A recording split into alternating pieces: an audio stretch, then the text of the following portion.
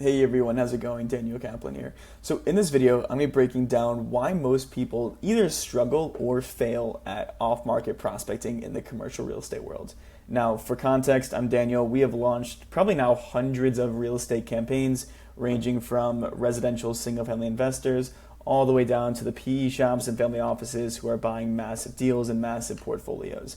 On the commercial real estate side, we have probably launched close to now 30 to 40 campaigns. And this is for, again, small time investors, maybe someone who's buying 10 unit buildings, all the way to these family offices and PE shops who are buying the bigger deals. And we've done this across pretty much every asset class now, whether it's land, office, retail, multifamily, industrial, mobile home parks, RV parks. We've pretty much seen it all. And so we have pretty decent data as to what is working and what is not working.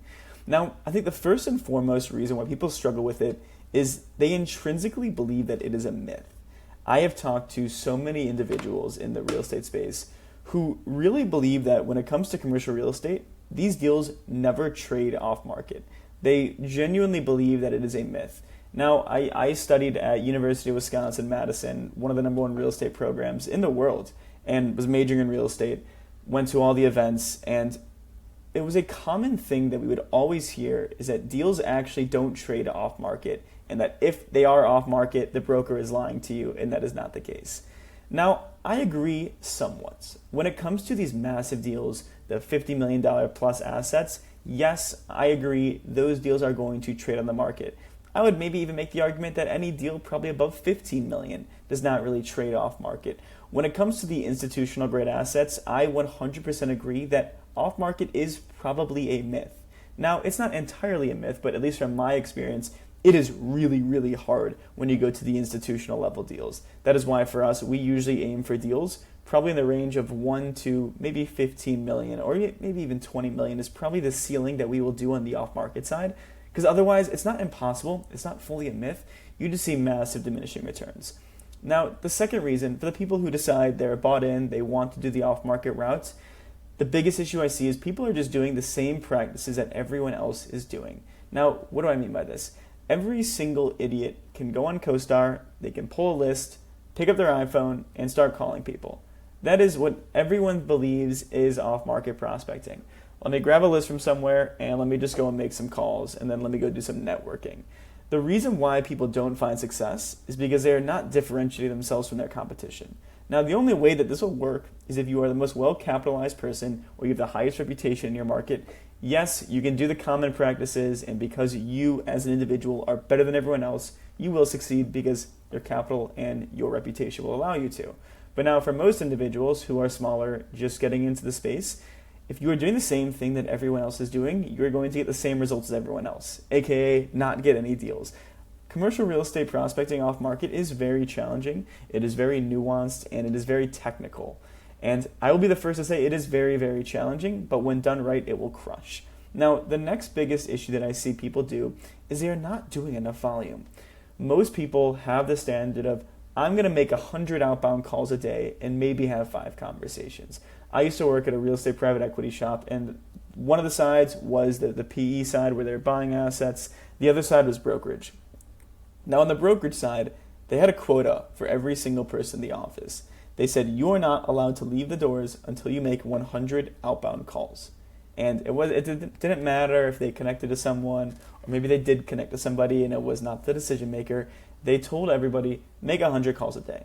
And I agree that is good practice to make those calls, but I do not believe it is nearly enough volume to get the results. The issue when you're manually dialing is it might take you probably 75 seconds to maybe even 2 minutes to go and make one single call. Now the reason being is you got to go on your phone, you got to pull up Salesforce, you got to type in the number, I need to confirm the number is right, I need to click go on actually doing the outbound call, I wait 45 seconds and they don't reply.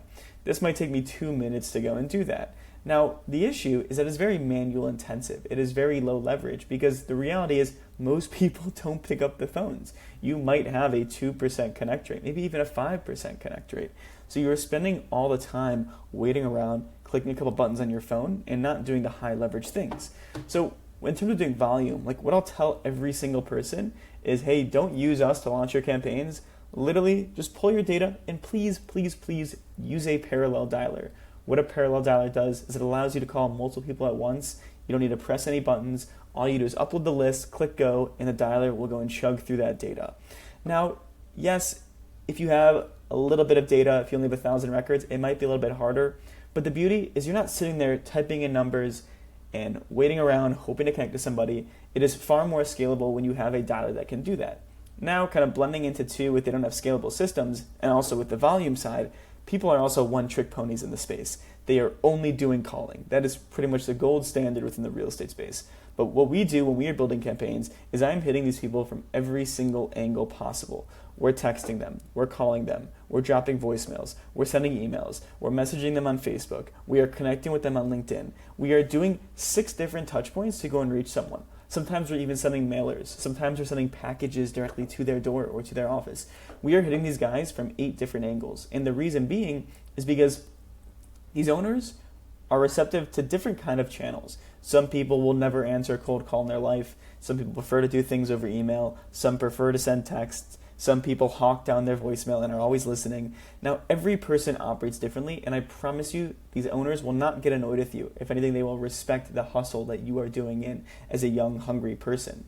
Now, when you're doing this outreach, you need it to be scalable, though. Like I said, with the outbound dialing, you don't want to be manually doing all this. You need to build a system and build a machine that will allow you to do this at scale in the most efficient way possible, and that is what will get you the results, and that is what will also stop you from burning out and saying off-market real estate in the CRE world is a myth.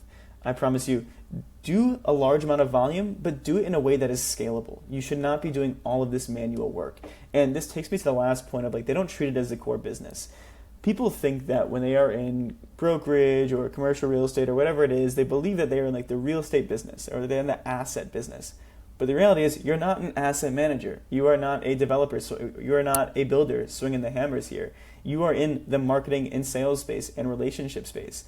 But we're just dealing with real assets. So you need to treat this part as your core business because this is the underlying thing that you are going to be building everything off of. So it's not something that you can half-ass. It's not something that you can go and fully outsource to someone overseas and then do a shitty job. You need to treat this as a core function of your business because it is. Your business lifeline is always leads and deals. And if you do not have that, you are going to fail, as you would know.